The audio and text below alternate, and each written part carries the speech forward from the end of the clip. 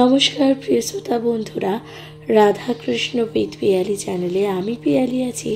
আজকে আপনাদের সাথে নতুন পর্ব নিয়ে এসেছি, শিব মহাপুরাণ, যেখানে আমি আজকে আপনাদেরকে পাঠ করে শোনাবো দ্বিতীয় পর্ব, জ্ঞাতব্য বিষয়।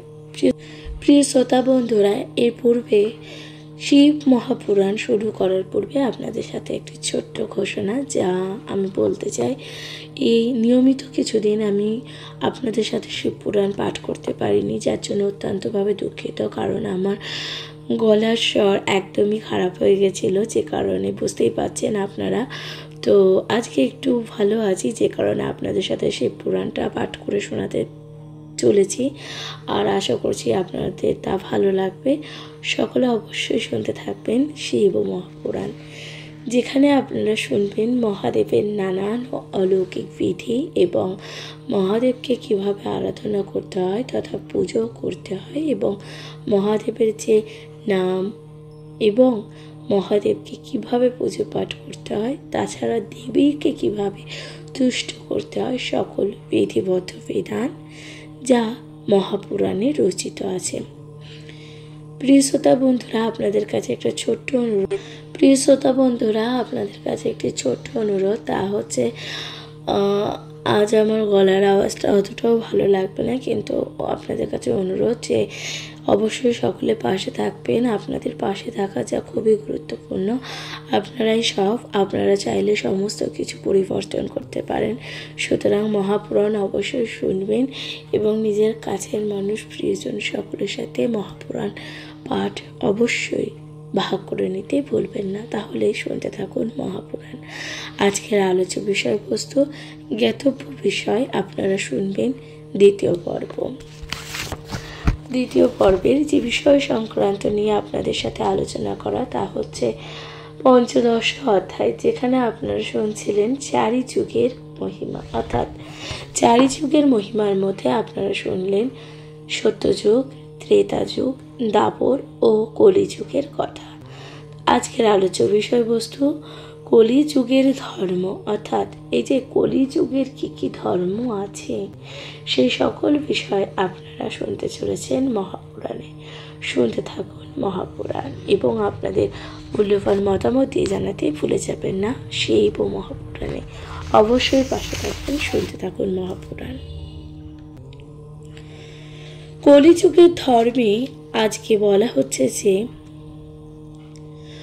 ব্রহ্মধর্ম নাহি আশ্রমচারী, সুরতি বিরোধ রথ বহু নর নারী, সকলি কাল কঠিন উরগৌরী, পাপ পরায়ণ বহু নর নারী, সমরথ রথ পরিবার বিরোধী, লম্পট কাম লোভী অতি ক্রোধী। এখানে আপনারা অনুবাদে শুনবেন যে অনুবাদে কি বলা হচ্ছে। অনুবাদে এই যে কথাটি বলা হলো, এই যে ছন্দটি বলা হলো, এর অনুবাদটি কি রয়েছে। অনুবাদে বলা হচ্ছে ব্রাহ্মণ্য ধর্ম থাকিবে না এবং চারি আশ্রমের নিয়মও চলিবে না। অর্থাৎ এই যে কলির যুগে, অর্থাৎ এই যে কলিকালে কি হবে, ব্রাহ্মণ্যের ধর্ম অর্থাৎ ব্রাহ্মণদের যে ধর্মের তা থাকিবে না এবং চারি আশ্রমের নিয়ম থাকবে না। বহু নর নারী বেদ বিরোধী হইবে এবং সনাতন ধর্ম লুপ্ত প্রায় থাকবে।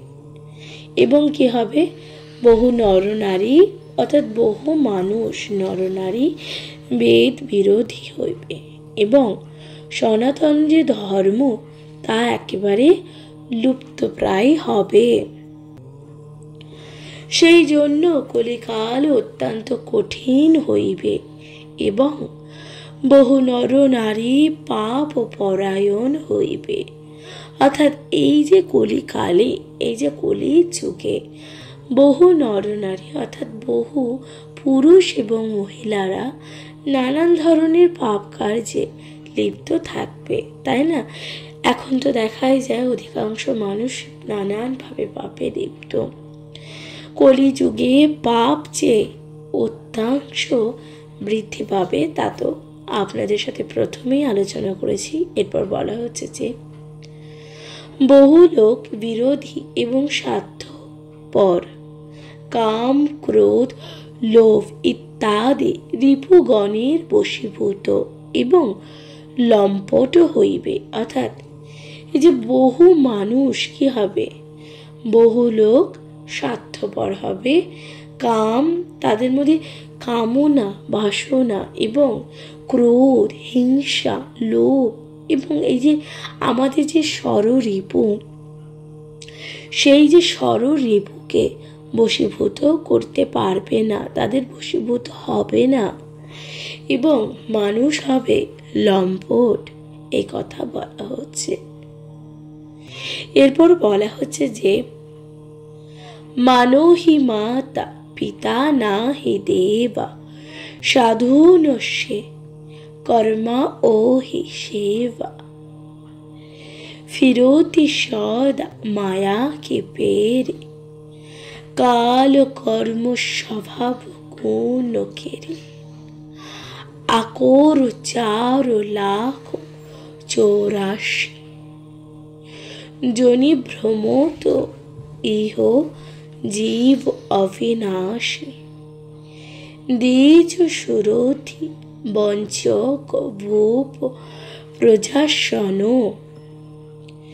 তেহি নাহি মান নিগম অনুশাসন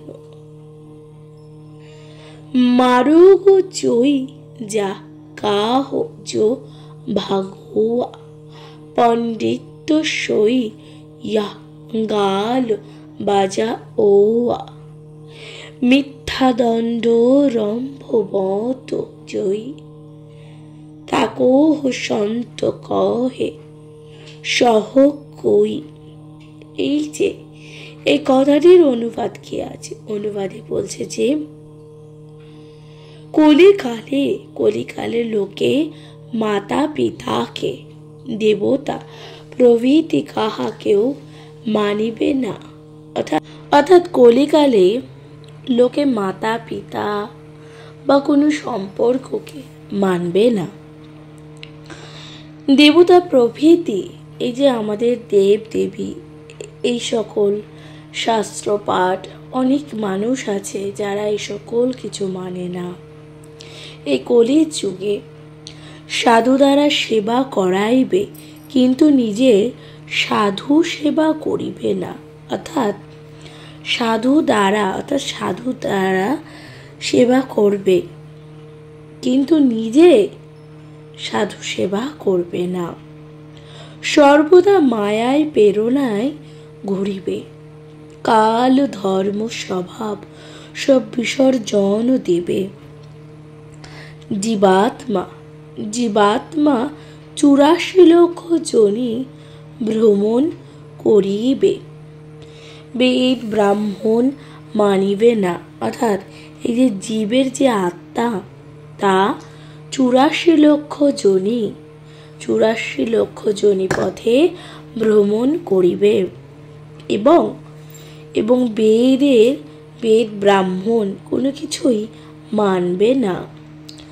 রাজ্যে বঞ্চনা করিবে, প্রজারাও রাজাকে মানিবে না। অর্থাৎ রাজ্যে নানান প্রকার বঞ্চনার শিকার হবে এবং দেখা যাবে কি প্রজারাও রাজাকে মানবে না। অর্থাৎ রাজার কথা, রাজার উপদেশ কোনো কিছুই কিন্তু আর প্রজারা মানবে না।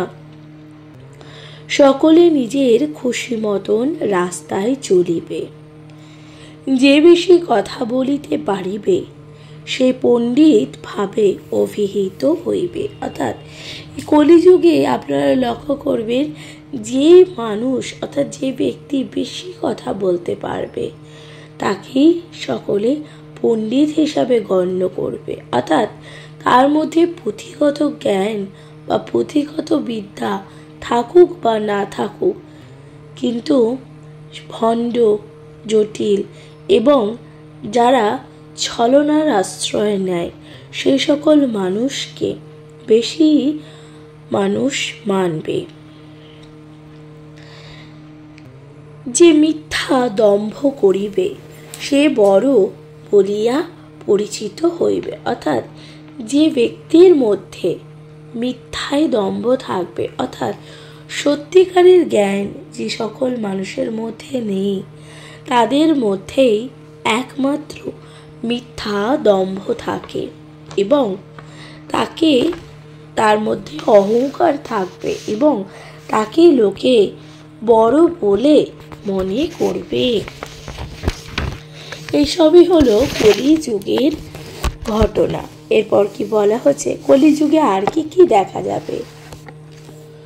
সই সোহানস্য পরধন হারি, যো করি দম্ভ সো বড় আচারী।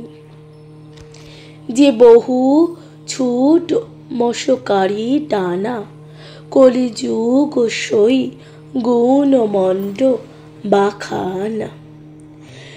নিরাচার যো সুরথি পথ্য ত্যাগে, কলিযুগ সেই জ্ঞানী বৈরাগী।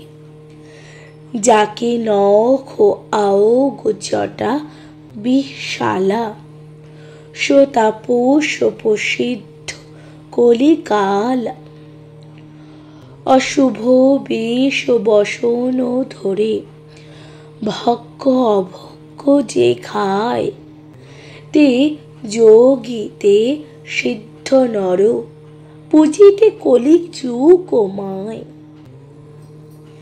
জপচারী 4-3 কর, গৌরব মাতা।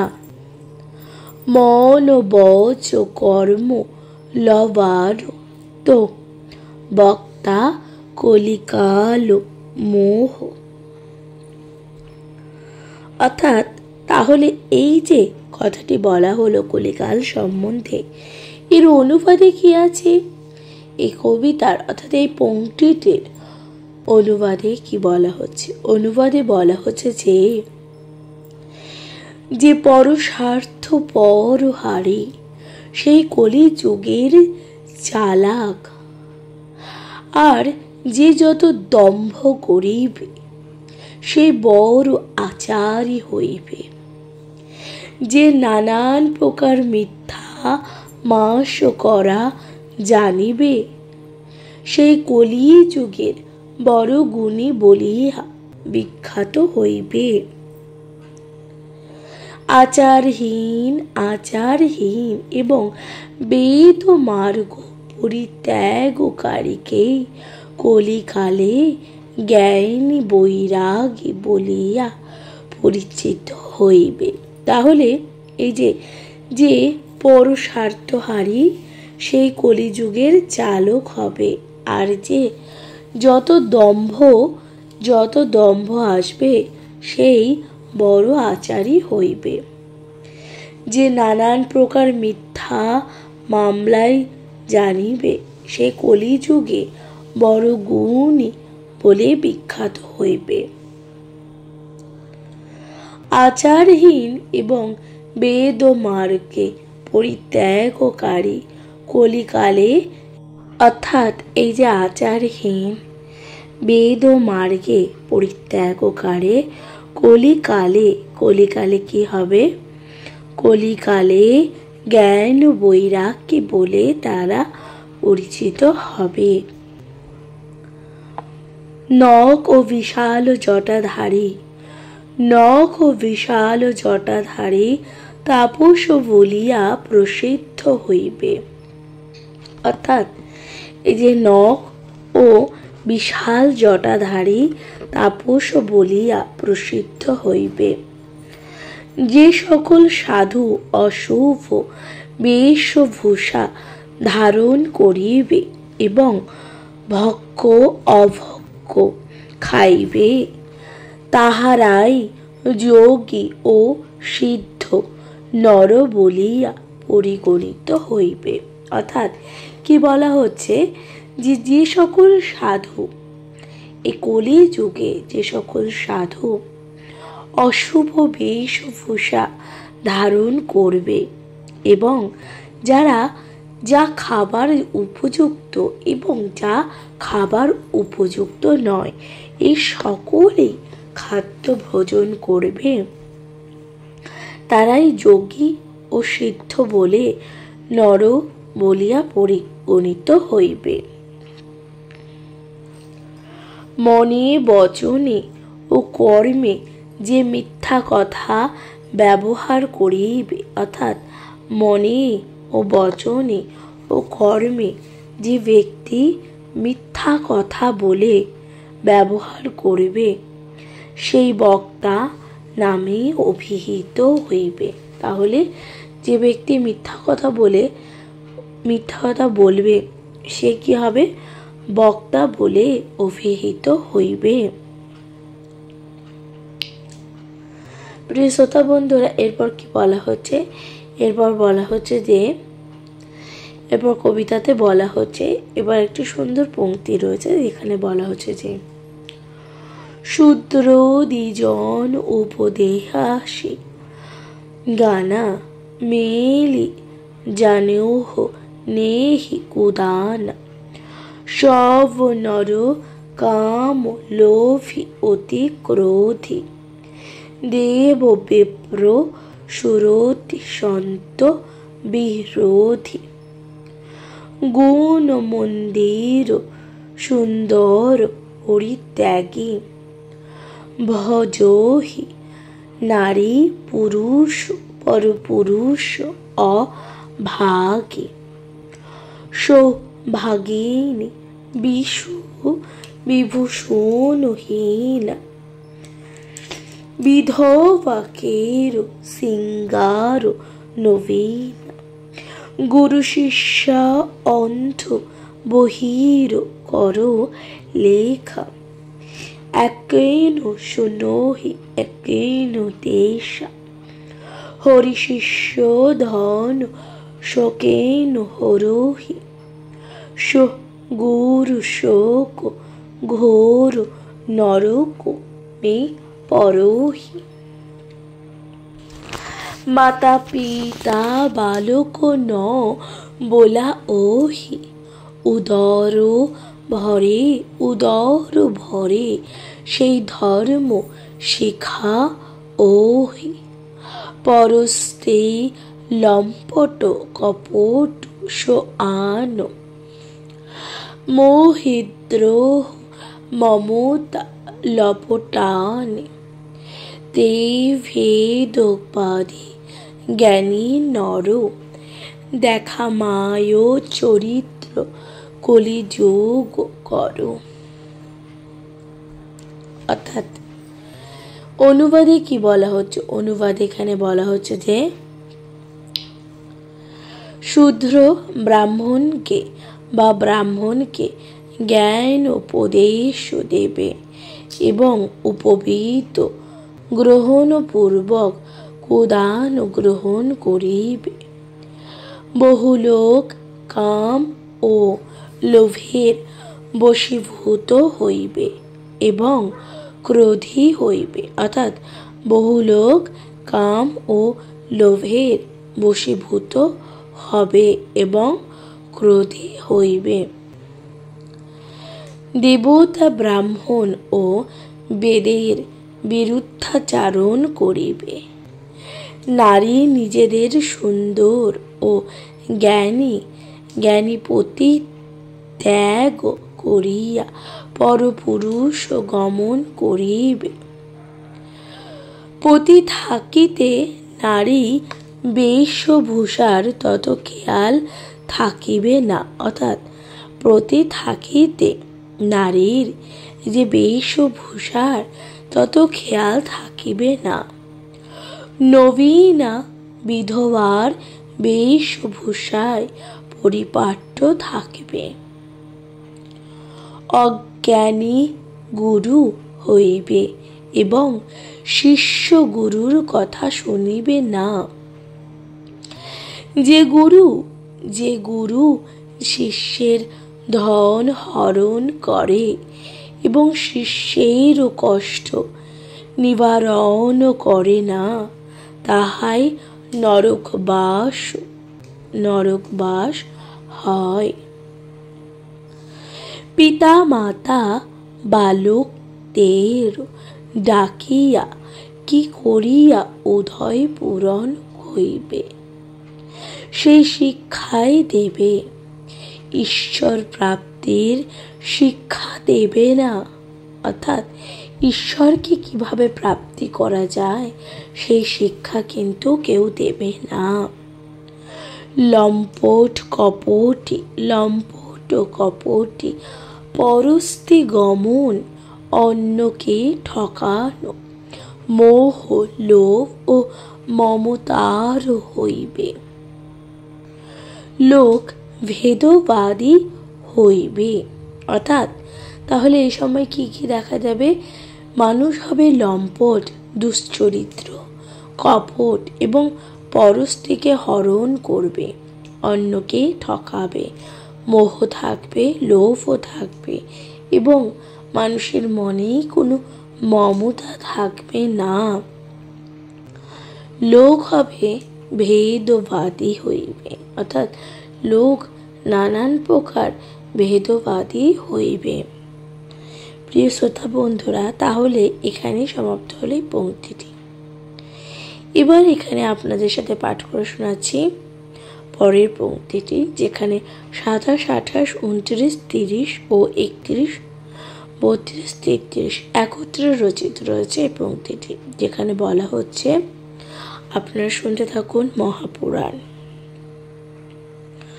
ব্রহ্ম জ্ঞান বিনু নর নর, নারী নর করহি না দুষর বাত, কৌরি কারণ মোহে বশ, করহি সাধু বিপ্র গুরু খাত।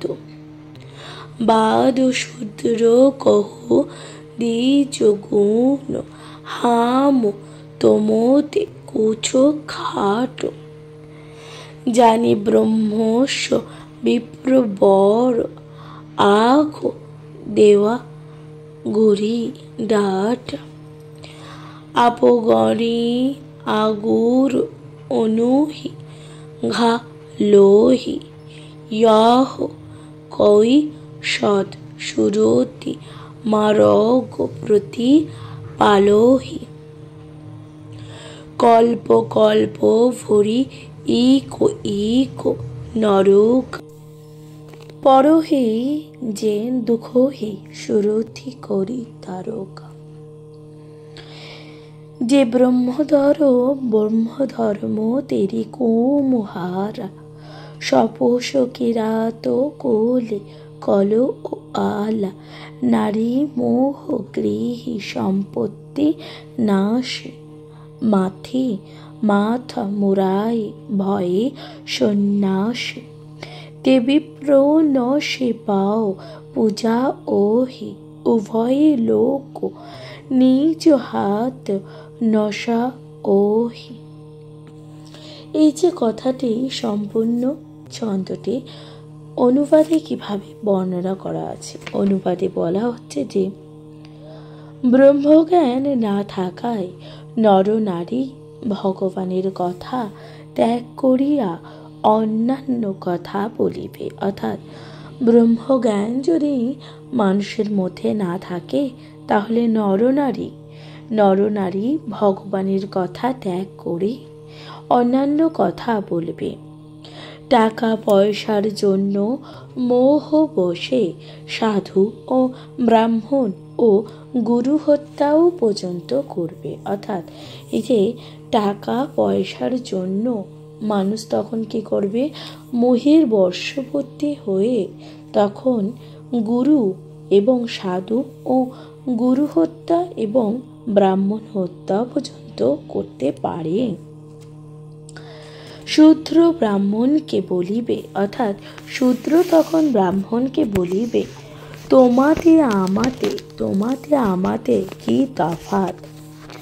ব্রাহ্মণ যে জানে সেই ব্রাহ্মণ, চোখ রাঙাইয়া সে এই সমস্ত কথা তখন বলিবে, অর্থাৎ শূদ্র ব্রাহ্মণকে বলবে, তোমার আমার মধ্যে কি তফাৎ রয়েছে। সেই উত্তরে তখন ব্রাহ্মণ কি বলবে? ব্রাহ্মণ বলবে যে ব্রাহ্মণ অর্থাৎ যে ব্রহ্মকে জানে সেই হলো ব্রাহ্মণ। চোখ রেঙিয়ে এই সমস্ত কথা তখন একে অপরের মধ্যে বলবে। নিজে তো অধর্মের পথে চলিবে, অর্থাৎ এই যে কলিযুগে মানুষ কি করবে? মানুষ নিজে তো অধর্মের পথে চলিবেই, পরন্তু যাহারা সত্য ও বেদোক্ত নিয়ম প্রতিপালন করার বা করিয়া চলে তাদের কেউ বলিবে ওসব ছাড়িয়া দাও, অর্থাৎ নিজেরা তো অধর্মের পথে চলবে।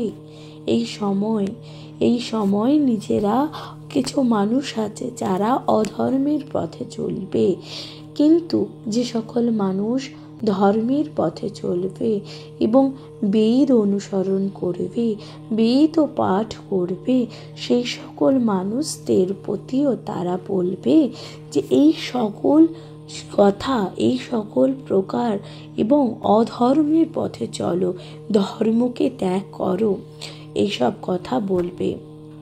ওসব দিন আর নাই, নতুন মতো চলো।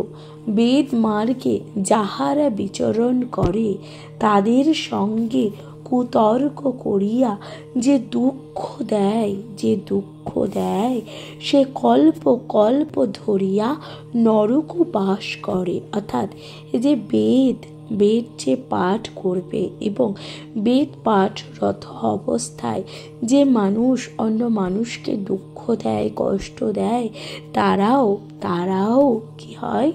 তারাও নরক বাস করে। অর্থাৎ বেদ পাঠ বা ধর্মের পথে চলা ব্যক্তিকে যারা অধর্মের পথ অনুসরণ করাতে বাধ্য করে এবং ধর্মের পথ থেকে যাদেরকে মানুষ বিরত রাখে, তাদের জন্য অধর্ম অর্থাৎ তাদেরকে ভগবান নরকবাস করে, নরকবাস তাদের হয়। তেলি, কুমার, ডোম, কোল, মুচি ইত্যাদি ছোট জাতির সাধু হইবে। অর্থাৎ তেলি, কুমার, ডোম, কোল, মুচি ইত্যাদি ছোট জাতির সাধু হইবে। যাহাদের স্ত্রী মারা গিয়াছে এবং ও সংসার সম্পত্তি সব নষ্ট হইয়াছে তাহারাও সাধু হইবে। অর্থাৎ এই সময় অর্থাৎ এই ঘোর কলিযুগে কি হবে? যাদের স্ত্রী মারা গিয়েছে এবং যাদের সম্পত্তি সব নষ্ট হইয়া গেছে তারাও সাধু হইবে। ইহারা সকলেই নরকবাসী হইবে। এই সকল মানুষ কিন্তু নরকবাসী হবে। এখানে একটি সুন্দর শ্লোক আছে যেখানে বলা হচ্ছে যে বিপ্র নিরক্ষ লোকুলোলুপ কামে নিশার নিরাচার শঠ নিরীক্ষিসাম। অনুবাদে কি বলা হচ্ছে? অনুবাদে বলা হচ্ছে যে ব্রাহ্মণ অশিক্ষিত, কামে লম্পট, আচারবিহীন, শঠ ও পরশ্রী কাতর হইবে। অর্থাৎ তারা কি বলছে? ব্রাহ্মণ মানুষ অশিক্ষিত, কামী, লম্পট, আচারবিহীন এবং শঠ ও পরশ্রী কাতর হইবে। এরপর একটি সুন্দর শ্লোক আছে যেখানে বলা হচ্ছে শূদ্র করহি জপ তপ মখ দানা বহঠে বর শন কহনি কহকে পুরাণা। এই যে শ্লোকটির অর্থ কি? এর অনুবাদে কি বলা হচ্ছে? অনুবাদে বলা হচ্ছে যে শূদ্র জপ তপ করবে, অর্থাৎ শূদ্র ব্যক্তি কি করবে? জপ তপ করবে, আসন করিয়া বসিয়া লোকেকে পুরাণের উপদেশও দেবে এবং আসনে বসিয়া লোকজনকে পুরাণ এই যে ধর্মের কথাও তারা শোনাবে। এরপর আপনারা শুনছেন 36 অধ্যায় অর্থাৎ 36তম শ্লোকে কি বলা হচ্ছে, যেখানে একটি সুন্দর সংস্কৃত শ্লোক আছে যেখানে বলা হচ্ছে যে বহু নর কল্পিত করহি আচার, বড়লীন যাওনি অনথি অপারা। অনুবাদে বলা হচ্ছে যে লোকে নিজের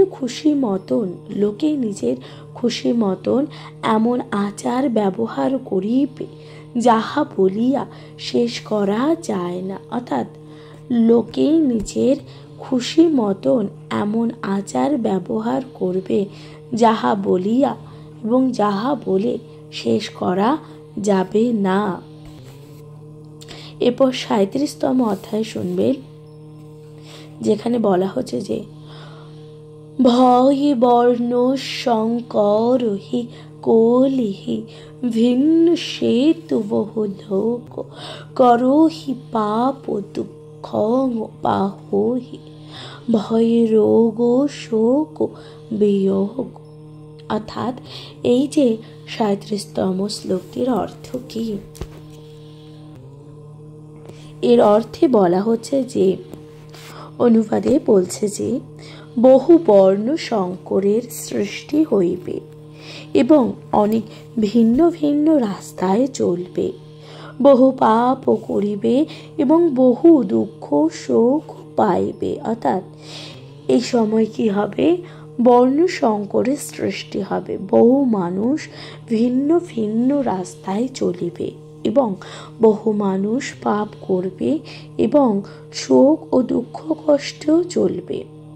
এরপর ৩৮তম অধ্যায় কি বলা হচ্ছে? ৩৮তম অধ্যায় বলা হচ্ছে যে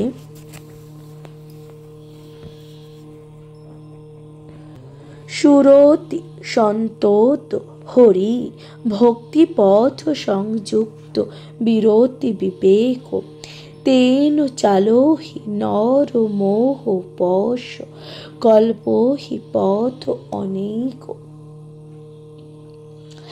এর অনুবাদে ভগবান কি বলছেন? এর অনুবাদে ভগবান বলছেন বেদ বর্ণিত হরিভক্তির পথ বহু থাকা সত্ত্বেও, অর্থাৎ এই যে বেদ বর্ণিত হরিভক্তির পথ বহু থাকা সত্ত্বেও লোকে নিজ কল্পিত অনেক অনেক পথ রচনা করিয়া মোহবশে চলিবে। এরপর আপনারা শুনবেন ৩৯তম অধ্যায়। ৩৯তম শ্লোকে কি বলা হচ্ছে? বলা হচ্ছে যে বহুধাম সাহারোহি যোগ ইয়াতি বিয়োগা হরি লীন গই বিরতি। অর্থাৎ অনুবাদে বলা হচ্ছে যে সাধু যোগী বহু বাড়িঘর করিয়া বিষয় মুক্ত হইয়া থাকিবে। অর্থাৎ এই সময় সাধু যোগীরা ভীষণ বাড়িঘর বানাবে এবং বাড়িঘর বানিয়ে তারা মুগ্ধ হইয়া থাকিবে এবং তারা কি করবে? তন্ত্র মন্ত্র ও নানান রকমভাবে নানান কাজে তারা লিপ্ত থাকবে। এরপর বলা হচ্ছে যে প্রিয় শ্রোতা বন্ধুরা, এরপর ৪০তম শ্লোকে কি বলা হচ্ছে? ৪০তম শ্লোকে বলা হচ্ছে যে তপস্বী ধনমন্ত দরিদ্র গৃহী কলি কৌতুক তাতনু চাত কোহি। অর্থাৎ অনুবাদে এখানে বলা হচ্ছে যে যে তপস্যা করে সেই তপস্বী ধনী হইবে এবং গৃহী দরিদ্র হইবে, ইহা কলির কৌতুক। অর্থাৎ যে তপস্যা করে সেই তপস্বী কি হবে? ধনী হইবে এবং যে গৃহী সে কি হবে? দরিদ্র হইবে, ইহা কলির কৌতুক অর্থাৎ কলির নিয়ম। এরপর বলা হচ্ছে ৪১তম শ্লোকে কুলমন্তি লিকারোহি নারী সতী গৃহে অনুছি চেরিহি চোর গতি। অনুবাদে বলা হচ্ছে যে নিজের সতী স্ত্রীকে কষ্ট দিয়া বাহির করিয়া দিয়া বাড়ির চাক ও রানীর সহিত গোপনে সহবাস করিবে। অর্থাৎ কলিযুগে এটা কিন্তু দেখা যায়, তাই না? কলিকাল এই ঘোর কলিকালে দেখা যায় নিজের সতী সৎ সাধবী যে স্ত্রী থাকে, অর্থাৎ নিজের যে বউ থাকে, এই কলি যুগে এটা দেখা যায় নিজের বউকে ঘর থেকে তাড়িয়ে দিয়ে এবং ঘরের যে চাকর থাকে, ঘরের যে কাজের লোক থাকে, তার সাথে একটা অবৈধ সম্পর্ক থাকে। এই ঘোর কলিযুগে এই জিনিস কিন্তু দেখা যায়, তাই বলা হচ্ছে এই শ্লোকে। এর পরবর্তী 42তম শ্লোকে বলা হচ্ছে যে সুত মানহি মাতৃপ্রীতা জহ জবলোহ অবলান দিখিনেহি ত বলো। অনুবাদে বলছে যে ছেলে যতক্ষণ পর্যন্ত না বিবাহ না করে, অর্থাৎ যতক্ষণ পর্যন্ত ছেলে বিবাহ না করে ততক্ষণ পিতা মাতাকে মানিয়া চলিবে, বিবাহ হইলে আর মানিবে না। অর্থাৎ কি বলা হচ্ছে যে এই ঘোর কলিযুগে ছেলে যতক্ষণ না বিবাহ করছে, প্রিয় শ্রোতা বন্ধুরা, আমরা কলিযুগে দেখতে পাই যে যতক্ষণ পর্যন্ত যে পুত্র বা ছেলে বিবাহ করছে ততক্ষণ পর্যন্ত কিন্তু সে মাতা পিতার কথা শুনিয়া থাকে, কিন্তু যেই বিবাহ করে যাচ্ছে তখন কিন্তু এই কলিযুগে পুত্র অর্থাৎ তার সন্তান, তার পুত্র সন্তানকে তার মাতা পিতার কথা সেমনভাবে শুনে তা কিন্তু নয়, যেটা বলা হচ্ছে এই শ্লোকে। এরপর 43তম শ্লোকে কি বলা হচ্ছে? এই শ্লোকে বলা হচ্ছে যে শ্বশুরারি পিয়ারি লাগি যৌবতে রিপুরূপ কুটুম্ব ভয়ে তবতে। অর্থাৎ অনুবাদে বলা হচ্ছে যে পুত্রের বিবাহ হইলেই শ্বশুর শাশুড়ি প্রধান কুটুম্ব হইয়া দাঁড়াইবে, অন্য সমস্ত কুটুম্বরা শত্রু হইবে। অর্থাৎ পুত্রের যখন বিবাহ হইবে নিজের শ্বশুর শাশুড়ি এবং তাদের প্রধান কুটুম্ব, তাদের প্রধান আত্মীয় হয়ে থাকবে এবং বাকি সকল যারা থাকবে আত্মীয় স্বজন তারা কি হবে? শত্রুতে পরিণত হবে, এই কথা বলা হচ্ছে। প্রিয় শ্রোতা বন্ধুরা, এরপর 44তম অধ্যায় কি বলা হচ্ছে? 44তম শ্লোকে বলা হচ্ছে যে নৃপ পাপ পরায় অনুধর্ম নাহি করদণ্ড বিতণ্ড পরোজা নিতোহি। অর্থাৎ অনুবাদে বলছে যে রাজা পাপ পরায়ণ ও ধর্মহীন হইবে এবং প্রজাদের নিয়ত নানান প্রকার দণ্ড দেবে। এবং এই কথাটির অর্থ হলো এই সময় রাজা কি হবে? পাপ পরায়ণ হয়ে উঠবে, অর্থাৎ রাজা পাপ কাজে লিপ্ত হয়ে পড়বে এবং ধর্মহীন হয়ে পড়বে। অর্থাৎ ধর্মের পথে কিন্তু রাজা চলবে না, অধার্মিক হয়ে যাবে এবং প্রজাদের নানান প্রকার দুঃখ যন্ত্রণা এবং নানান প্রকার দণ্ড কিন্তু দেবে। এরপর 45তম অধ্যায়ে কি বলা হচ্ছে? 45তম অধ্যায় বলা হচ্ছে যে শ্লোকে বলা হচ্ছে যে ধনবন্ত কুলোহি মলিন অতি দ্বিজ চিহ্ন জানি উদার তোপি। অর্থাৎ এই যে শ্লোকটির অর্থ কি? শ্লোকটির অর্থ হলো, অনুবাদ হলো ধনী কুলীন সর্বদা মলিন থাকিবে এবং ব্রাহ্মণের চিহ্ন কেবল পৈতাতেই থাকবে। অর্থাৎ যারা ধনী কুলীন তারা সর্বদা মলিন, অর্থাৎ তারা যাদের অর্থ থাকে তারা কিন্তু সেই অর্থের দম্ভ বা প্রকাশ করবে না, তারা কিন্তু সেই অর্থের সেই প্রকাশ বা উজ্জ্বলতা বা অর্থের গরম কিন্তু দেখাবে না। এবং এই সময় ব্রাহ্মণদের চেনা যাবে একমাত্র তাদের পৈতাতেই বা তাদের পৈতাতেই থাকবে তাদের ব্রাহ্মণত্ব। এই কথা কিন্তু এই শ্লোকে বলা হয়েছে। এরপর বলা হচ্ছে যে নহি মান পুরাণহি বেদহি হরি সেবক সন্তোষ হি কলিশ। এর অনুবাদে কি বলা হচ্ছে? অনুবাদে বলা হচ্ছে যে অন্তরে হরিবিমুখ সাধু। হরিবিমুখ যে সকল সাধু, সাধু যে সেও বাইরে দেখাইবে আমি হরি ভক্তি, অর্থাৎ আমি হরিকে ভজনা করি, আমি হরির ভক্ত, কিন্তু বেদ পুরাণ সে মানিবে না। অর্থাৎ এই ঘোর কলিযুগে আমরা এমনও কিছু মানুষ দেখতে পাই যারা যারা হরির বিমুখ, যারা মন থেকে হরিকে মানে না, অর্থাৎ যারা ভগবানকে মানতে চায় না, যারা হরিকে নানান রকমভাবে নিন্দা করে এবং হরির বিমুখ, তারা কিন্তু লোকসমাজে দেখাবে যে তারা কত হরিভক্ত বা তারা কত হরির সেবা করে। আর সেই সকল মানুষ কিন্তু এই যে বেদ পুরাণ শাস্ত্র কোনো কিছুই তারা আর মানবে না। প্রিয় শ্রোতা বন্ধুরা, আপনারা শুনছেন এই যে কলিযুগের বর্ণনা। প্রিয় শ্রোতা বন্ধুরা, আপনাদের কাছে একটা অনুরোধ, এই যে পুরো পর্বটি অর্থাৎ শিব ও মহাপুরাণ যেখানে আপনারা শুনছেন, সেখানে আজকে যে ভয়েসটা অর্থাৎ আজকে যেরকমভাবে আমি পাঠ করলাম, কারণ আজকের পাঠটা একটু অন্যরকম হয়েছে, কারণ আমার গলার ভয়েসটা সত্যিই খুবই খারাপ, কারণ প্রচণ্ড ঠান্ডা লাগাতে আমার গলার যে ভয়েসটা সেটা একটু খারাপ হয়ে গেছে, আপনারা বুঝতেই পারছেন। অনুগ্রহ করে সকলে শুনবেন এবং আপনাদের মূল্যবান মতামত দিয়ে জানাবেন। আর কেমন লাগছে অবশ্যই কমেন্টে জানাতে ভুলে যাবেন না। চ্যানেল প্রথমবার শুনে থাকলে অবশ্যই পাশে থাকবেন, কমেন্টে লিখতে ভুলবেন না। হর হর মহাদেব। আশা করছি সকলে পাশে থাকবেন। নমস্কার। কমেন্টে লিখতে একদমই ভুলে যাবেন না। হর হর মহাদেব। নমস্কার।